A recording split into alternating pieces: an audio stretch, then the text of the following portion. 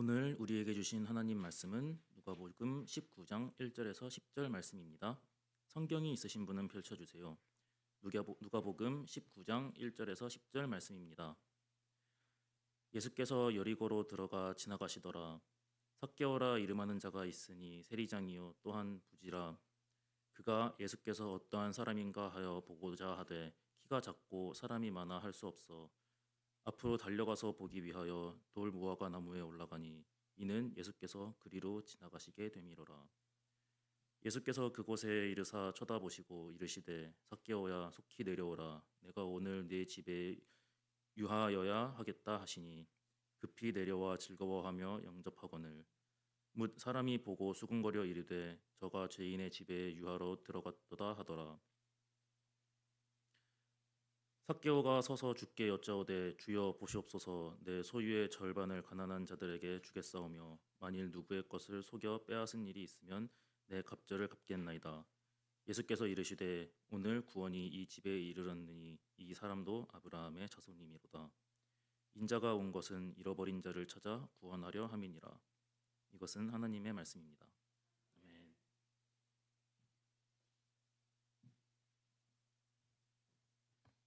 잠시 기도하시겠습니다. 사랑의 주님, 이 시간 주님의 말씀 앞에 섭니다. 세상의 소음이 잠시 멈추고 오직 주님의 음성만이 들리기를 원합니다. 주님, 우리가 주님의 말씀을 듣는 자리에 왔지만 정작 우리의 마음은 여전히 높은 나무 위에 앉아 있을 때가 많이 있습니다. 사람의 시선을 피해 스스로의 생각과 계획 속에 숨어 있을 때가 너무나도 많습니다. 그러나 주님, 오늘 말씀 속에 우리를 부르시는 그 음성을 듣기를 소망합니다. 주님, 이제 우리의 그 음성에 응답하기를 원하고 우리의 마음의 왕자에서 내려와 겸손한 주님을 영접하게 하여 주시옵소서. 말씀을 통해 우리는 흔들리는 주님의 시선을 느끼게 하시고 우리의 교만과 자만이 녹아내리게 하여 주시옵소서. 성령님, 이 말씀의 자리 임하셔서 굳은 마음을 부드럽게 하시고 닫힌 귀를 열어 주옵소서. 우리 안의 자아를 깨트리고 오직 예수 그리스도만이 높아지게 하여 주시옵소서. 주님, 이 말씀을 통해 우리가 다시 왕의 자리를 비우고 그 자리에 예수님을 모시게 하옵소서. 오늘 구원이 이 집에 이르렀다는 그 말씀이 우리 안에 성취되게 하여 주시옵소서. 예수 그리스도의 이름으로 기도드립니다. 아멘. 할렐루야, 할렐루야. 네. 오늘 제목이 뭐죠? 오늘 설교의 제목을 주보에서 한번 확인하면 좋을 것 같습니다. 함께 읽겠습니다. 왕의 자리에서 내려오라 라는 제목으로 오늘의 말씀을 전하도록 하겠습니다. 밤에 집에 들어와서 불을 끄고 조용히 앉아 있을 때가 있습니다. 근데 지금 내가 누구에게 끌려다니며 살고 있지는 않은가 하는 생각을 하신 적이 있으신지요? 우리는 매일 많은 왕들에게 끌려다니며 살아가고 있습니다. 돈이라는 왕이 있고요. 또한 사람의 시선이라는 왕이 있고 또한 우리 안에 자존심이라는 왕이 있습니다. 그리고 내가 내 자신을 지켜야 한다는 왕이 있습니다. 우리의 이민자의 삶은 특히 그렇습니다. 낯선 땅에 살아남기 위해서 우리는 스스로 왕이 되어야 했습니다. 내가 결정하고 내가 싸우고 내가 버텨야만 했습니다. 그렇게 쌓아 올린 그 자리, 그건 분명 안전해 보이지만 어느 순간 그 자리가 하나님을 밀어난 왕자가 되어 있지는 않습니까? 요즘 젊은 세대들은 크게 다르지 않습니다. 그들은 부모의 세대보다 자유롭다고 생각하지만 그 자유의 중심에는 자기 통제의 신화가 있다고 합니다. 내가 내 인생의 주인이다. 내 감정은 내가 결정해. 그 말 속엔 외로움이 숨어져 있습니다.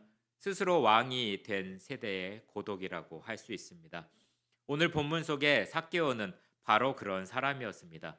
세상에서 성공한 자였습니다. 하지만 마음속에는 빈 왕좌가 지키고 있던 자입니다. 그는 사람들에게 인정받지 못했지만 돈으로 자신의 왕국을 세웠습니다. 그의 인생은 부유했지만 그 마음 가운데 평화가 없습니다. 그러나 어느 날 그는 결코 예상하지 못한 누군가가 그 왕자 앞에 찾아오셨습니다. 오늘 읽으신 말씀처럼 바로 예수님께서 그 자리를 찾아오신 것입니다. 그리고 한마디를 하셨습니다. 뭐라고 하셨죠? 삭개오야, 속히 내려오라고 그 말씀을 전하셨습니다. 이 말씀은 단지 나무 위에 한 사람에게만이 아니라 오늘 우리 모두에게 하시는 말씀입니다. 내려오라고 합니다. 너의 교만, 너의 두려움, 너의 통제에서 이제 그 자리에 내가 앉겠다는 부르심입니다. 오늘의 말씀은 바로 그런 여정입니다. 처음에 한번 화면을 보시면서 함께 읽어보면 좋을 것 같습니다. 시작. 우리를 흔들고 왕자에서 내려오게 하며.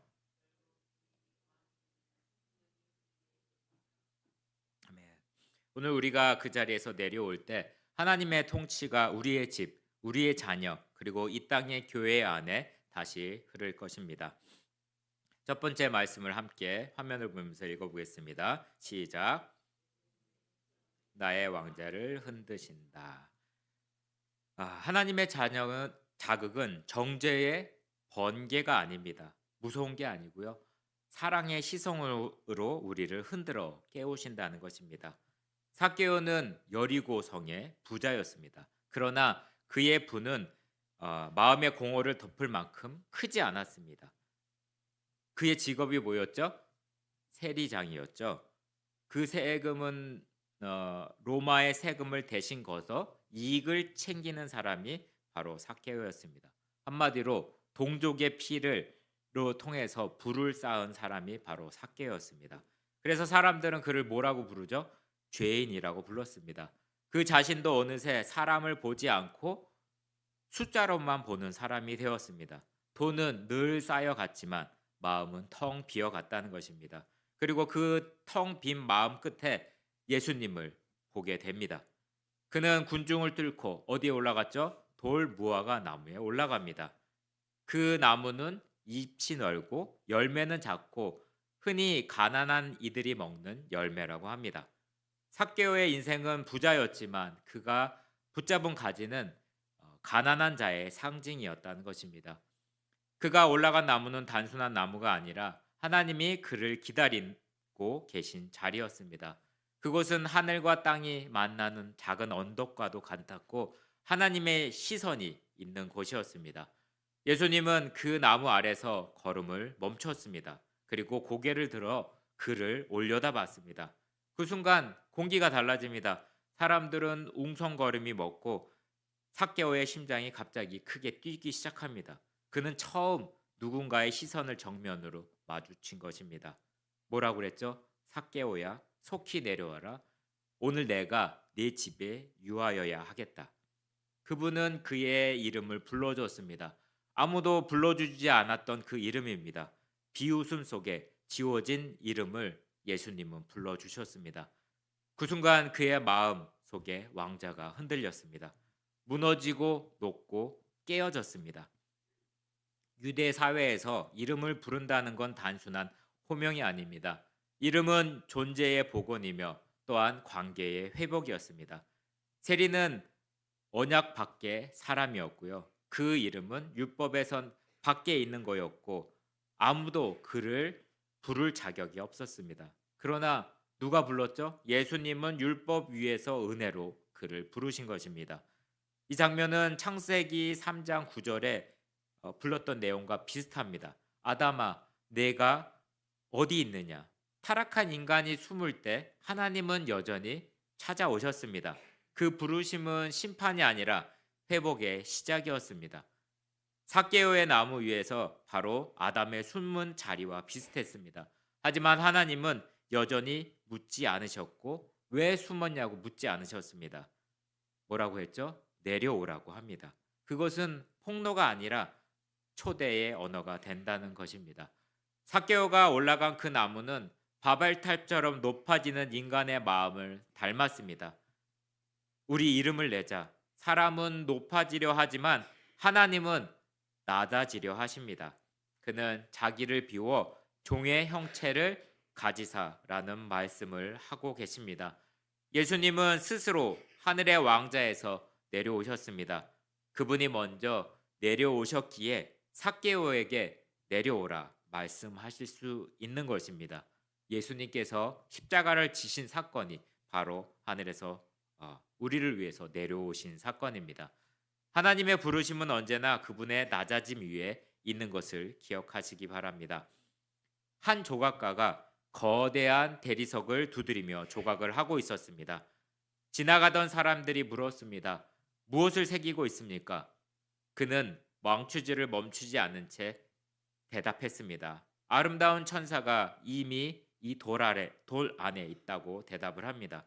나는 그를 덮고 있는 돌을 깎아낼 뿐이라고 대답을 합니다.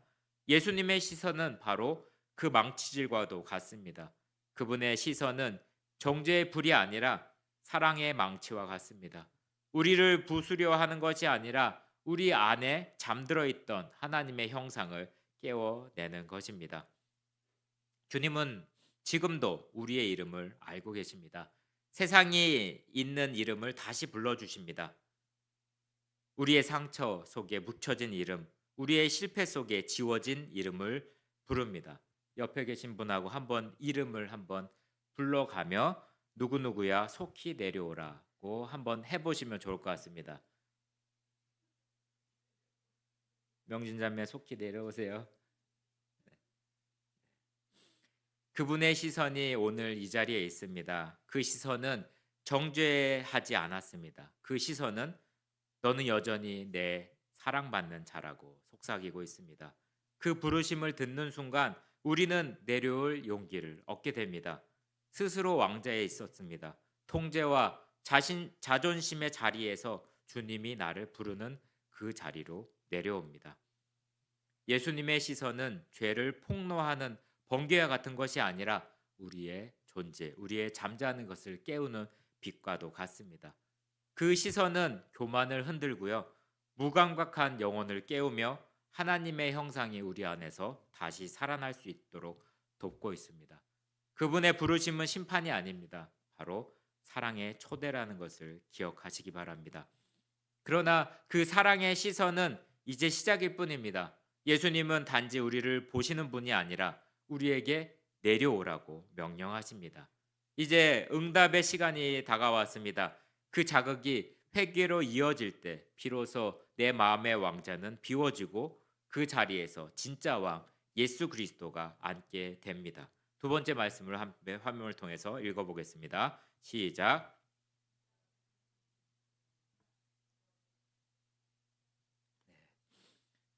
삭개오가 나무 위에서 내려올 때 그건 단순한 행동이 아니었습니다. 그건 인생의 왕자에서 내려오는 첫 걸음이었습니다. 그동안 그는 높이 올라가야 안전하다고 믿었습니다. 그래서 돈이 성벽이었고 체면이었고 방패였고 자존심이었습니다. 그러던 그날 예수님의 눈빛이 그 모든 것을 무너뜨렸습니다. 그는 갑자기 깨달았습니다. 내가 안전하다고 여겼던 그 자리가 사실은 하나님을 가장 멀리 두었던 자리였구나라고 깨닫게 됩니다. 회개는 바로 거기에서 시작이 됩니다. 높은 자리에서 내려와 예수님의 눈높이로 서는 순간 일어나게 됩니다. 누가복음 19장 6절의 말씀이 화면에 혹시 있나요? 네, 함께 읽어 보시겠습니다. 시작.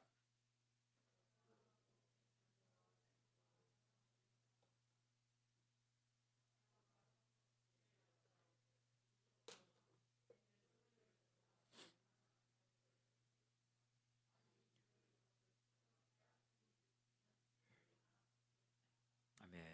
여기에서 급히 내려와라는 헬라어의 뜻은 자세히 풀면 이렇습니다. 서두르며 즉시 내려왔다는 뜻입니다. 이것은 망설이지 않았다는 것이고요. 그는 계산하지 않았다는 것입니다. 그의 회개는 나중이 아니라 지금 이루어집니다. 우리가 회개를 할 때 까먹을 때도 있고요. 나중에 회개를 미룰 때가 너무 많이 있습니다. 예수님이 오늘이라고 말씀하셨듯이 회개는 언제나 지금 이 시간에 일어나야 한다는 것입니다. 즐거워하며 영접했다는 말은 그가 두려움으로 문을 연 것이 아니라 우리의 설레는 마음으로 예수 그리스도를 왕으로 맞이했다는 뜻이 됩니다. 회개는 죄책감의 그림자가 아니라 사랑의 초대에 대한 기쁨의 응답입니다. 그의 인생의 중심축이 바뀌었습니다. 그의 왕이 뭐였죠? 처음에 돈이 그의 신이었지만 이제는 예수님께서 그의 주인이 되셨다는 것입니다. 그 증거가 나옵니다. 그의 절반을 나누고 몇 배로 갚겠다고 얘기했죠? 4배로 갚겠다고 말합니다. 근데 율법은 몇 프로를 갚으라고 말하냐면 20%만 더 하라고 얘기를 합니다. 하지만 그는 퍼센트로 계산하면 400%를 갚겠다고 고백을 합니다. 이거는 율법의 계산이 아니라 사랑의 낭비, 죄책감의 보상이 아니라 은혜에 대한 순종이라고 할 수가 있습니다. 삭개오는 한 사회의 정점에 있었습니다. 그 정점은 가장 외로운 자리였습니다. 그는 부자였지만 한 번도 사랑을 받아본 적이 없는 부자였습니다. 그는 회당에서 내쫓긴 그 순간부터 사람들은 그의 이름을 불러주지 않았습니다. 그런데 예수님께서 그의 이름을 불렀습니다. 그 이름 한마디에 그의 무너진 자아가 다시 살아납니다. 그가 나무에서 내려온 것은 순종이기보다 오래 기다려왔던 사랑의 부르심에 쫓아서 뛰어내린 것입니다. 신학적으로 이 장면은 하나님 나라의 역전의 원리를 선포하고 있습니다. 부자 청년은 재산 때문에 떠났지만 누가복음의 이야기입니다. 삭개오는 재산을 통해 예수님을 다시 붙잡을 수 있었습니다. 한 사람은 소유의 왕으로 남았고 한 사람은 예수님의 왕국으로 들어갔다는 사실입니다. 이 사건은 구약의 야곱의 약복 나루 사건을 기억하시기 바랍니다. 이 내용은 야곱은 하나님과 씨름하다가 자신의 이름이 야곱에서 뭐로 바뀌었죠? 이스라엘로 바뀌는 사건이 일어납니다. 그날 밤 그는 붙잡았던 모든 것을 내려놓습니다. 자신의 인생의 주권을 하나님께 돌려드리는 사건이었습니다. 삭개오도 마찬가지였습니다. 그는 불을 쥐고 있었지만 그 불은 사실 그를 붙잡고 있었습니다. 예수님의 부르심 앞에서 그는 손을 놓았습니다. 그리고 하나님이 그 손을 붙든 사건입니다. 그것이 바로 회개입니다. 붙잡았던 것을 놓을 때 하나님이 붙잡아 주시는 사건이 됩니다. 회개는 죄책감이 아니라 질서의 회복이 됩니다. 내 감정이 아니라 나의 삶의 중심이 바뀌는 것이 회개라고 생각하시면 됩니다. 우리가 회개할 때 눈물을 많이 흘리죠. 눈물을 흘리고 나서 행동이 바뀌어지지 않으면 그것이 진정한 회개로 볼 수가 없습니다. 진정한 회개는 말이 아니라 움직임에 있기 때문입니다. 삭개오는 서 있었고 내려왔고 또한 내가 가진 중요한 것이라고 생각했던 것을 나누었습니다. 회개는 이름이 아니라 돌아온다는 것입니다. 내가 내려온 자리에 하나님이 올라오십니다. 그리고 그분의 손에 인생이 다시 시작이 됩니다. 삭개오의 회개는 죄책감의 반응이 아니라 주권, 주인의 교체입니다. 그는 왕자에서 내려와 예수님을 진짜 왕으로 모셨습니다. 그날 그 집에 새로운 질서가 시작이 됩니다. 왕이 바뀌면 분위기도 공기도 달라집니다. 기도가 다르게 울리고 관계가 다르게 됩니다. 그때부터 하나님은 새 길을 여시는 시작이 됩니다. 막혔던 문이 열리고 닫혀있던 마음이 다시 뛰기 시작합니다. 그것이 바로 돌파가 시작되는 시간입니다. 회개가 끝이 아니라 이제 새로운 통치의 시작이 된 것입니다. 세 번째 말씀을 화면을 통해서 함께 읽어보겠습니다. 시작.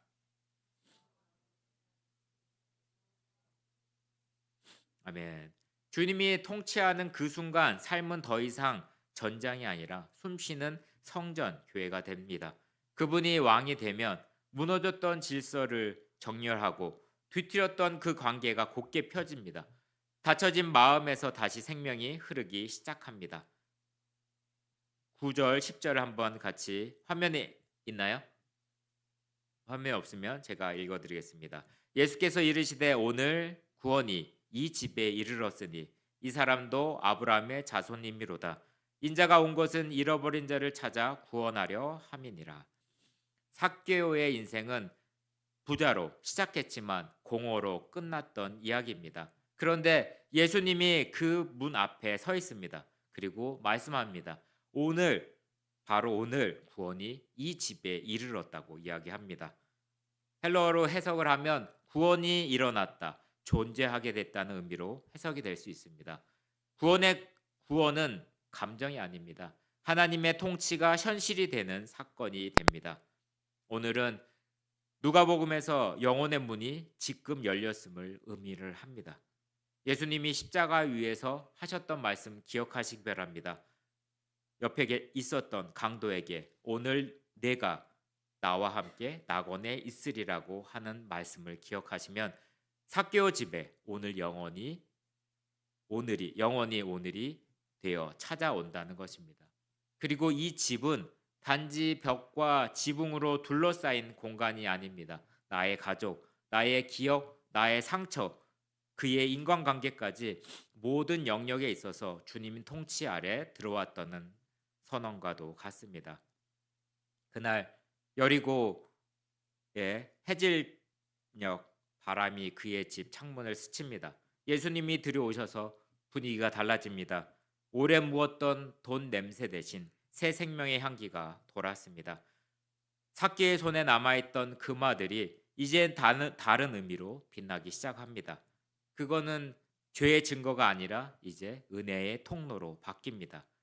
그의 집은 조용했지만 하늘은 노래하고 있었습니다. 구원이 이 집에 이르렀다. 이건 과거의 죄를 지운 선언이 아니라 하나님의 질서가 다시 시작되는 순간이 됩니다.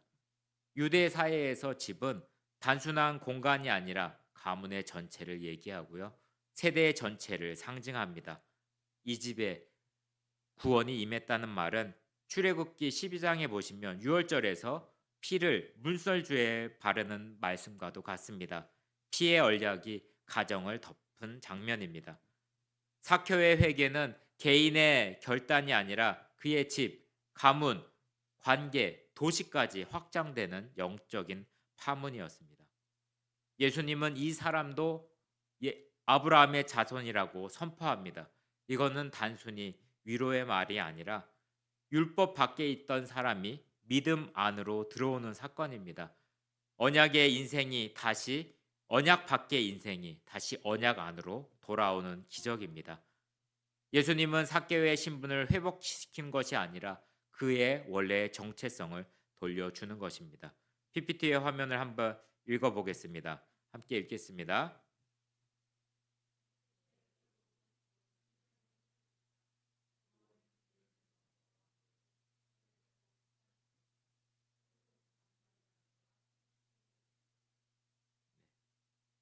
그는 더 이상 세리장이 삭개오가 아니라 언약의 자손 삭개오가 되었습니다. 이 장면은 사무엘 6장의 다윗과 언약궤의 사건과 겹치게 됩니다. 언약궤는 하나님의 인재의 상징이 되었고 그 궤가 예루살렘에 들어올 때 이스라엘이 하나님의 통치가 다시 시작이 되었습니다. 다윗은 왕이었지만 그날만큼은 춤추는 예배자였고요. 삭개오는 부자였지만 그날만큼은 기뻐하는 제자의 모습으로 살게 되었습니다. 다윗이 궤를 성 안에 모셨던 것처럼 삭개오는 예수님을 자기 집안에 모셨습니다. 그가 모신 건 손님이 아니라 왕의 임재였습니다. 요한계시록 3장 20절에 이런 말씀이 있습니다. 내가 문 밖에 서서 두드리노니. 삭개오의 문을 두드린 주님은 지금도 우리의 문 앞에 서 계십니다. 그분은 강제로 부수지 않습니다. 부드러운 음성으로 두드리고 초대를 원하십니다. 한 청년이 있었습니다. 어릴 적부터 상처와 결핍이 많아 늘 세상 앞에서 벽을 쌓고 살았던 사람입니다. 그의 방에는 창문 하나 없었습니다. 언젠가 그는 이렇게 고백했습니다. 빛이 싫어서 문을 닫았는데도 나중에 보니 공기도 숨도 다 막혀 있었다고 고백을 합니다. 그러다 주님이 찾아오십니다. 문을 열라. 그때 그는 문을 열었고 먼지가 열리고 날리고 바람이 들어오고 빛이 쏟아졌습니다. 빛은 항상 문 밖에 있었던 것뿐입니다.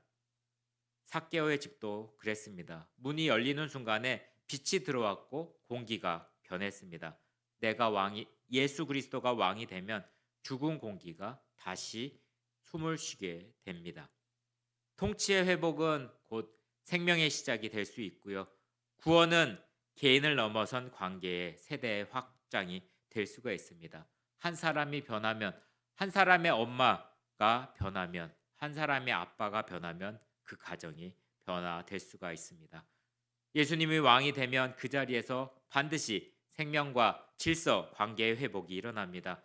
삭개오의 집에 임한 구원은 한 남자의 감정이 아니라 하나님 나라가 그 집안에 들어오는 사건과도 같습니다. PPT에 보시면 회개의 목적이 나옵니다. 그 PPT를 함께 읽어 주시기 바랍니다. 시작.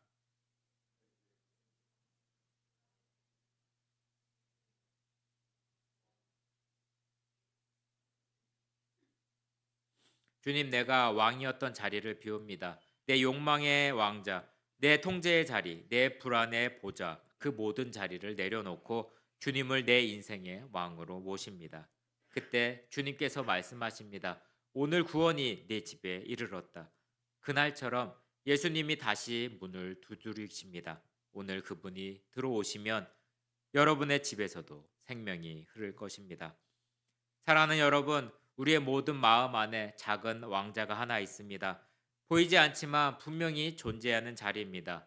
결정의 중심, 두려움의 중심, 통제의 중심, 그 자리에 앉은 나는 늘 말합니다. 이건 내 인생이야. 내 시간, 내 계획, 내 방식으로 해야 돼.